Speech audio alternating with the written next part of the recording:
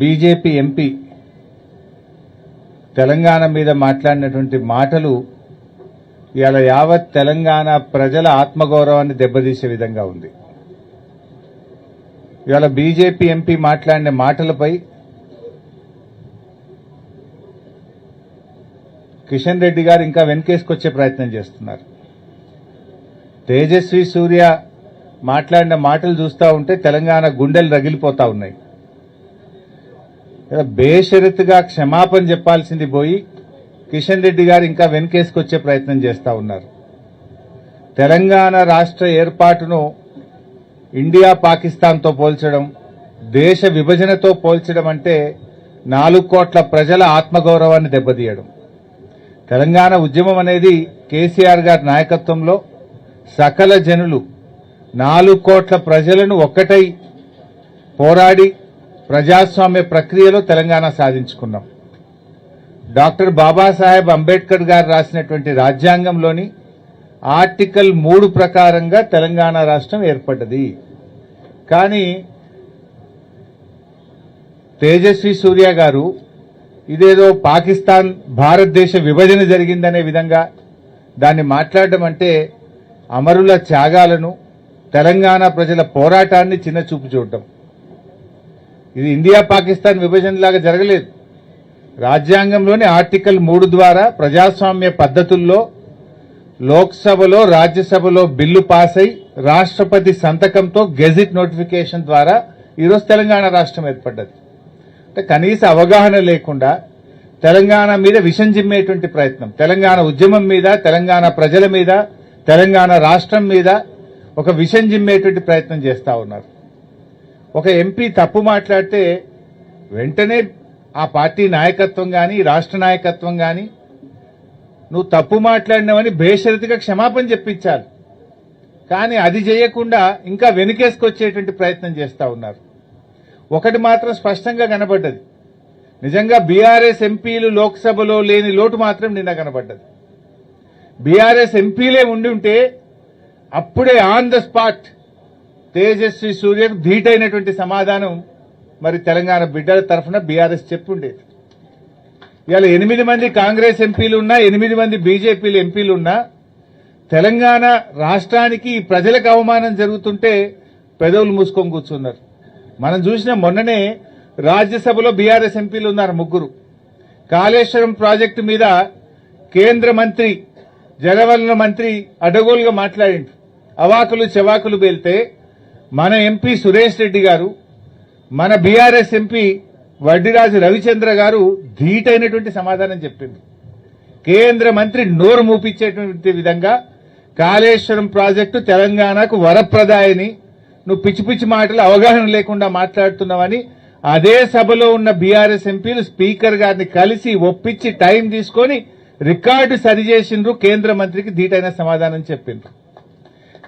అదేమో ఒక ప్రాజెక్టుకు సంబంధించింది. ఇది యావత్ తెలంగాణ జాతిని అవమానపరిచే విధంగా, తెలంగాణ రాష్ట్ర ఏర్పాటు ప్రక్రియనే అవమానపరిచే విధంగా, తెలంగాణ 4 కోట్ల ప్రజలను ఆత్మగౌరవాన్ని దెబ్బతీసే విధంగా మాట్లాడితే 8 బీజేపీలు ఎంపీ, 8 కాంగ్రెస్ ఎంపీలుండి ఏం లాభం? ఎందుకు పెదవులు మూసుకున్నారు అని నేను అడుగుతా ఉన్నా. అంటే దిష్టి బొమ్మల్లాగా కూర్చున్నారు మీరు. అంటే మీకు తెలంగాణ బాధ్యత లేదా? నిజంగా రాజ్యసభలో బీఆర్ఎస్ ఎంపీలు ఉంటే తిప్పికొట్టిరు. ఇలా లోక్సభలో బీఆర్ఎస్ ఎంపీలే ఉండుంటే తేజస్వి సూర్యకు మూతి బగిలే విధంగా సమాధానం చెప్పుండేవాళ్ళు. ఇది స్పష్టంగా అర్థమవుతుంది. బీఆర్ఎస్ లేని లోటు ఇలా మనకు స్పష్టంగా కనబడతా ఉంది. ఇప్పటికైనా నేను బీజేపీని ఒకటే డిమాండ్ చేస్తా ఉన్నా, బేషరతుగా తేజస్వి వ్యాఖ్యల మీద క్షమాపణ చెప్పండి తెలంగాణ ప్రజానికానికి. లేదంటే బీఆర్ఎస్ పార్టీ దీని విషయంలో ఊరుకోదు. బీజేపీ కూడా ఆలోచించుకోవాలి. తెలంగాణ ఆత్మగౌరవాన్ని దెబ్బతీసిన పార్టీగా, తెలంగాణ ప్రజల మనోభావాల్ని గాయపరిచిన పార్టీగా మీరు నిలబడాల్సి వస్తుంది. ప్రజలు మీకు తగిన గుణపాఠం చెప్తారు. తప్పు జరిగినప్పుడు క్షమాపణ చెప్పాలి కానీ ఇంకా వెనకేసుకొచ్చుకుంటూ కిషన్ రెడ్డి గారికి తగదని కూడా నేను ఈ సందర్భంగా తెలియజేస్తా ఉన్నా.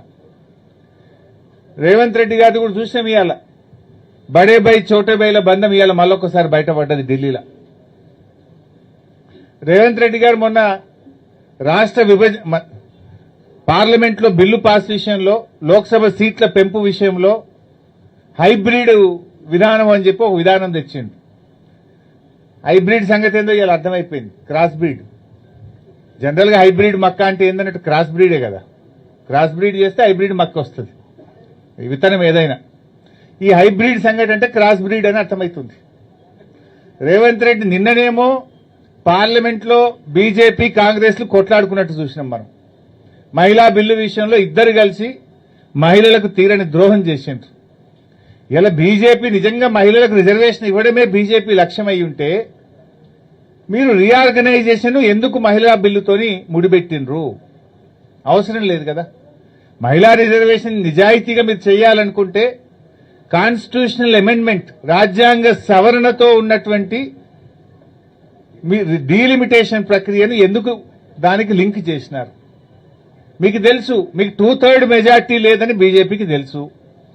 మరి డీలిమిటేషన్ బిల్లు పాస్ కావాలంటే 2/3 మెజారిటీ ఉంటేనే పార్లమెంట్లో బిల్లు పాస్ అవుతుంది. లోక్సభలో బీజేపీకి 2/3 మెజార్టీ లేదని బీజేపీకి స్పష్టంగా తెలుసు. 2/3 కావలసినటువంటి ఆల్మోస్ట్ 68 సీట్లు బీజేపీకి తక్కువగా ఉన్నాయి.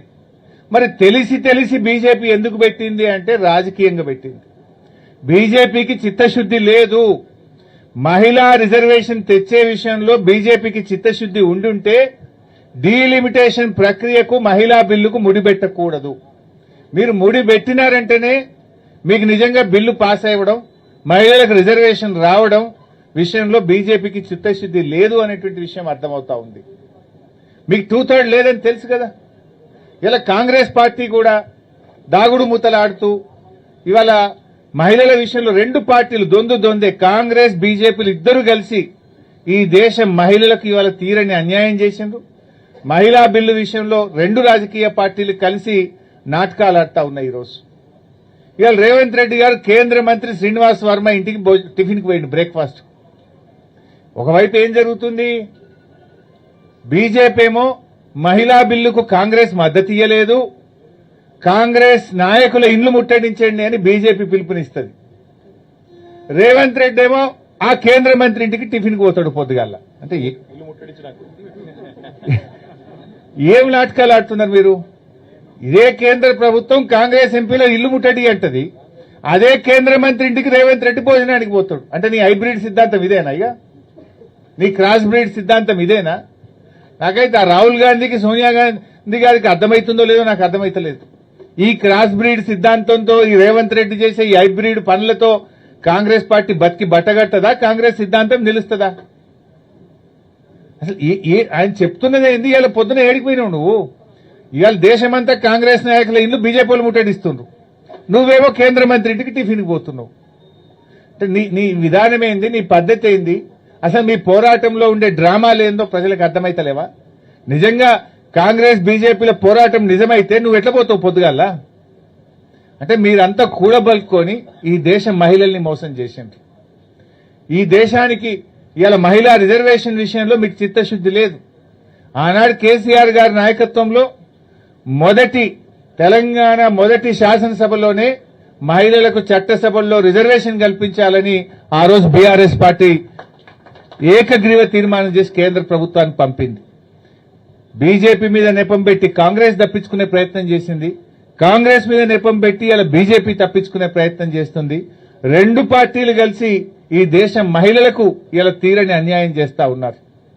ఇలా బీజేపీకి మెజార్టీ లేదని తెలిసి డీలిమిటేషన్ తో 2/3 మెజార్టీతో లింక్ పెట్టడం అంటే బీజేపీకి చిత్తశుద్ది లేదు, కాంగ్రెస్ కు కూడా క్లారిటీ లేదు.